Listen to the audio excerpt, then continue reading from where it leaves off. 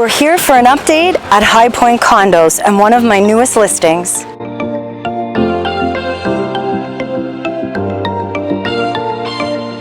Let's take a look around at some of the newest updates.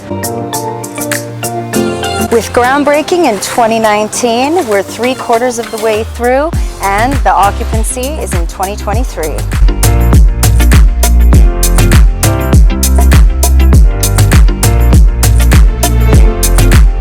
I have a 2-bedroom, 2-bathroom condo assignment at High Point Condos.